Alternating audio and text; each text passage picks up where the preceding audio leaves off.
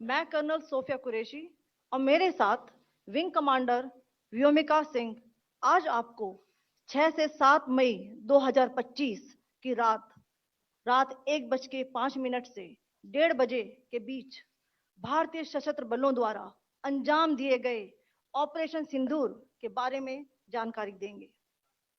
Operation सिंदूर 22 अप्रैल को पहलगाम में हुए विभत्स आतंकवादी हमले के शिकार मासूम नागरिकों व उनके परिवारों को न्याय देने के लिए लॉन्च किया गया था।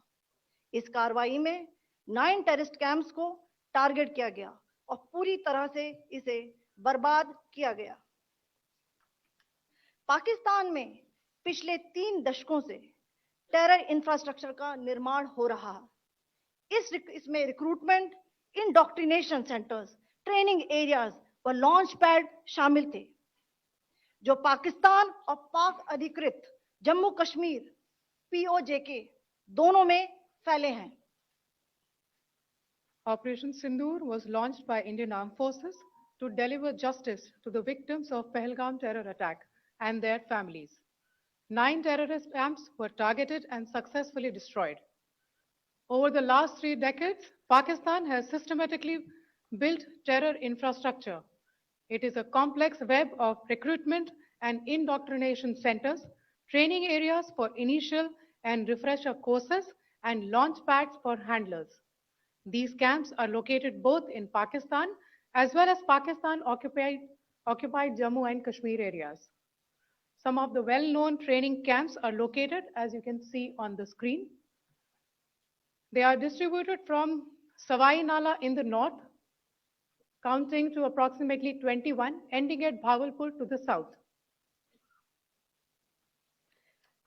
इन लक्ष्यों का चयन विश्वसनीय इंटेलिजेंस सूचनाओं के आधार पर हुआ ताकि आतंक गतिविधियों की रीढ़ तोड़ी जा सके, और यह खास ध्यान दिया गया कि निर्दोष नागरिकों और सिविलियन इंस्टॉलेशन को नुकसान न पहुंचे। The selection of these targets for Operation Sindoor was based on credible intelligence inputs and role of these facilities in perpetrating the terror activities. The locations were so selected to avoid damage to civilian infrastructures and loss of any civilian lives.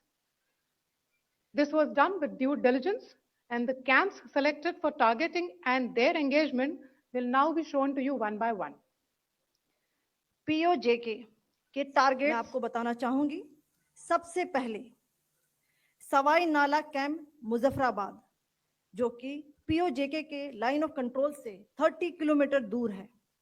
यह एक लश्कर तौयबा का training centre था।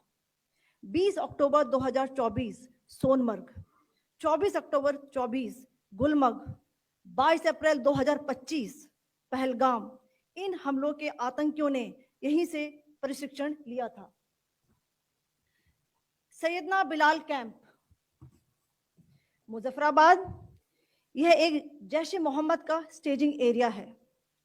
यह हथियार, विस्फोटक और जंगल survival training का केंद्र भी था। गुलपुर कैंप कोटली,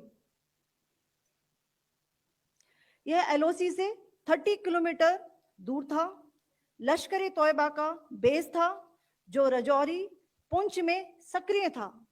20 अप्रैल 2023 को पुंछ में और 9 जून 2024 को तीर्थ यात्रियों के बस हमले में यहीं से आतंकी को ट्रेन किया गया था।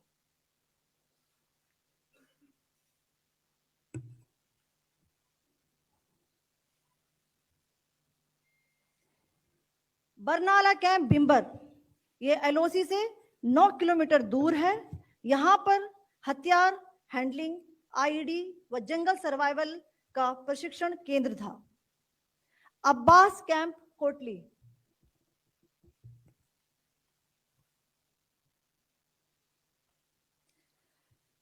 यह LOC से 13 किलोमीटर दूर है। लश्कर तौयबा का फिदाइन यहां तैयार होता था। इसकी कैपेसिटी 15 टेररिस्ट को ट्रेन करने की थी।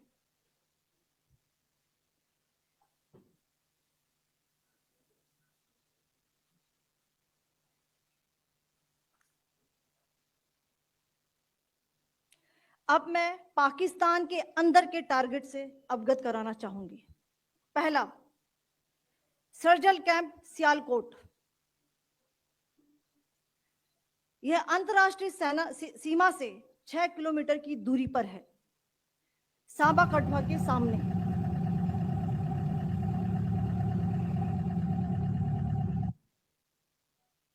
मार्च 2025 में जम्मू एंड कश्मीर पुलिस के 4 जवानों की जो हत्या की गई थी, उन आतंकवादियों को इसी जगह पर ट्रेन किया गया था।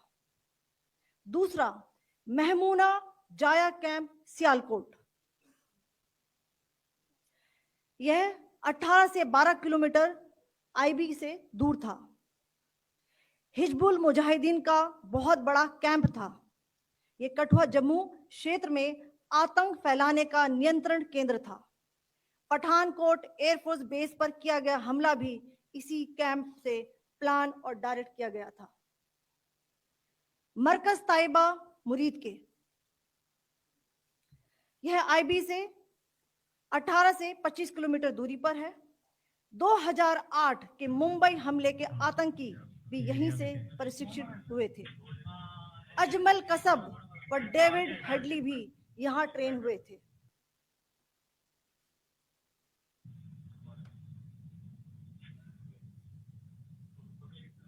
आगे दूसरा आया।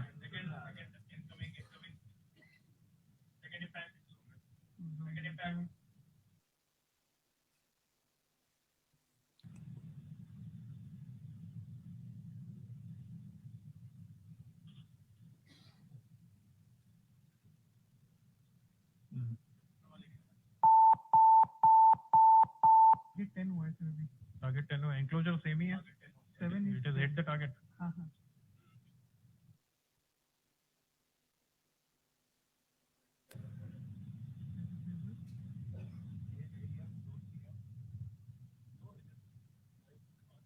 हो गया सर, इनफैक्ट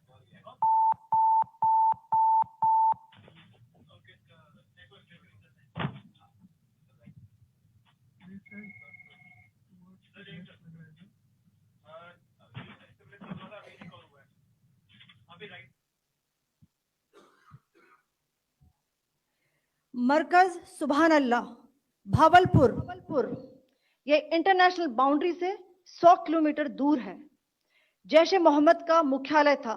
यहां पर रिक्रूटमेंट, ट्रेनिंग व इंडोक्ट्रिनेशन का केंद्र भी था। शीर्ष आतंकी अक्सर यहां आते थे। मैं आप सबको बताना चाहती हूं कि किसी भी सैन्य ठिकाने का निशाना नहीं बनाया गया और अभी तक किसी तरह की नागरिक क्षति की रिपोर्ट नहीं है। धन्यवाद। जय Hind. The strike on the terror camps were undertaken through precision capability, as shown to you. A niche technology weapons with careful selection of warheads was ensured so that there will be no collateral damage. The point of impact in each of the target was a specific building or a group of buildings. All the targets were neutralized with clinical efficiency, and the results reiterate the professionalism of the Indian Armed Forces in the planning and execution of their operations. No military establishments were targeted. India has demonstrated considerable restraint in its response. However, it must be said that the Indian Armed Forces are fully prepared to respond to Pakistani misadventures, if any, that will escalate the situation. जय हिंद। हमारे channel के साथ जुड़ने के लिए subscribe करें और bell notification दबाना ना भूलें।